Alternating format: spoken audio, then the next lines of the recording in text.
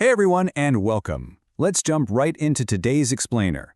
We've got a really specific mission today, which is demystifying the wild, rapidly evolving world of artificial intelligence as it stands right now in 2026. Whether you're completely new to all this, or you're just looking to sharpen your existing skills, you know the sheer volume of information out there is, well, it's pretty overwhelming.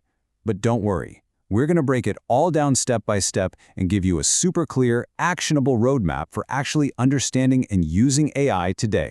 So here is our game plan. First, the foundations, the what. Second, the engine room, the how. Third, the 2026 toolkit, the now. And finally, the future, the next. All right, part one, the foundations. What exactly is AI and data science? Okay, let's strip away all the Hollywood sci-fi hype for a second and start with a really simple distinction. Traditionally, software operates on fixed rules, right? Like, if X happens, do Y. But AI is totally different. It's software that actually learns from data to perform tasks that usually require human thinking, things like recognizing patterns or understanding language. In the real world, its true superpower is using that learned data to automate repetitive tasks and crunch massive amounts of information, instead of just blindly executing rigid code. And sitting right next to AI is data science. You can think of it like this. If AI is the engine, data is the fuel. Data science is all about extracting meaningful interpretations from oceans of data, so we can make better decisions. Just think about your day-to-day life.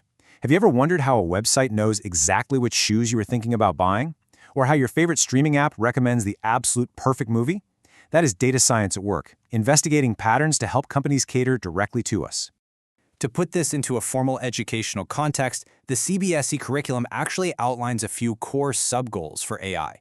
It aims for logical reasoning, so doing the complex tasks humans do. It aims for perception, interacting with the world through touch, sound, and sight. But the really wild part is that third point, emergent intelligence. This is the goal of making computers capable of intelligence that nobody actually explicitly programmed into them. Because these models might suddenly derive things like moral reasoning or emotional intelligence purely from their base training, understanding and applying strict AI ethics is more crucial now than it has literally ever been. We have to make sure these systems actually align with our human values. Moving on to part two, the engine room. Let's look at how machines actually learn. I absolutely love this section because we get to peek under the hood. Now, you've probably heard people throw around the terms artificial intelligence, machine learning, and deep learning like they're all the exact same thing. But there's actually a very clear hierarchy. AI is the big umbrella. Underneath that, machine learning is a subset that uses past experience and example data to optimize itself, so it learns. And deep learning? Well, that's an even more specialized subset sitting right inside machine learning. Within machine learning, there are a few different ways to teach a system. One super effective method is called reinforcement learning. Honestly, the easiest way to think about this is like training a puppy. The model is trained through a basic system of rewards every time it takes a correct action and punishments when it takes a wrong action. This is absolutely vital for things like autonomous robots or self-driving cars because they constantly have to make split-second decisions based on changing external environments. When we get into the really heavy lifting, the complex processing, we use artificial neural networks. And these literally mimic the biological processing of your own brain. Just like us, they learn by example. The network is made up of these simple, interconnected processing nodes called neurons. Inputs arrive as signals, those signals build up inside the artificial cell, and then finally, boom, the cell fires an output, transmitting the result down the line to other neurons. Notice how those neurons are structured into layers. You've got your inputs coming in on the left side, but before they ever reach the final output, they have to pass through what we call hidden layers. Inside these hidden layers, a processing unit adds up all the weighted inputs it's receiving. Then it applies this thing called a nonlinear activation filter. Basically, it acts as a threshold. It's asking, hey, did this signal build up enough to pass the test? If it did, it fires and passes the information along to create the final output. All right, part three, the 2026 toolkit. Let's talk about your learning path. So theory is great and all, but how do you actually use this in your career right now? Look, in 2026, getting into AI doesn't mean you need a PhD in advanced mathematics. There are two very distinct paths you can take. On one side, you have the power user. This is entirely no code. You master generative AI tools, and you can honestly start seeing real tangible results in your daily work in just a few days. On the other side, we have the builder. This is the highly technical path for aspiring AI engineers who spend months deep diving into internal model architectures, training workflows, and deployment. They're both incredibly valuable paths. You just need to figure out which one makes sense for you. If you decide to go down that power user route, your most valuable skill by far is going to be prompt engineering.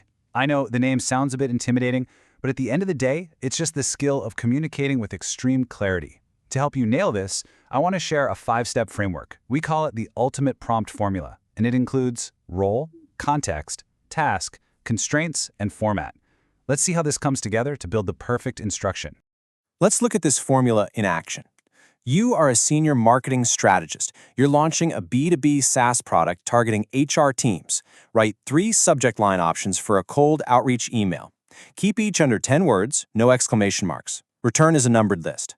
Do you see the huge difference between that and just typing, "Hey, write me an email"? By applying highly specific constraints and assigning a clear role, you literally force the AI to give you a useful, perfectly targeted output on the very first try. To level up your prompting even more, keep these 3 pro tips in your back pocket.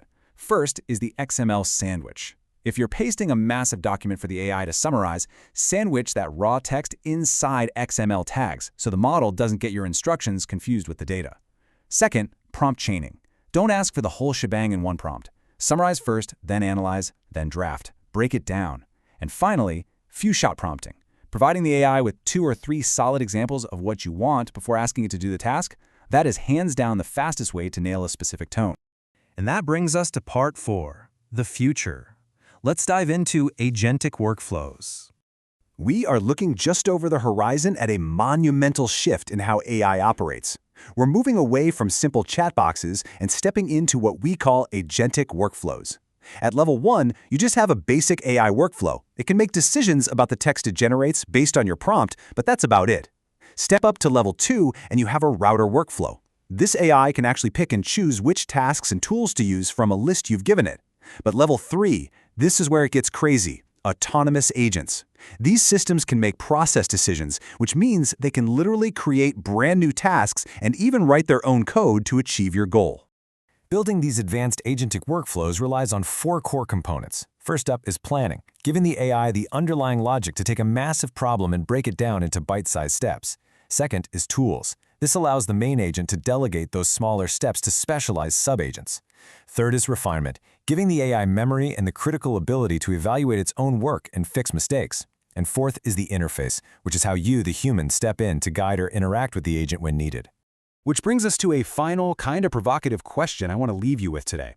As we look down this 2026 roadmap and see these autonomous agents appearing on the horizon, when AI can completely rewrite its own tasks, build its own tools, and direct its own processes, what is your role going to be? Are you going to be the builder crafting the architecture or the power user directing the overall strategy? The landscape is shifting incredibly fast, and truly understanding these foundations is your ticket to thriving in it. So keep learning, keep experimenting, and hey, thanks so much for joining me on this explainer today.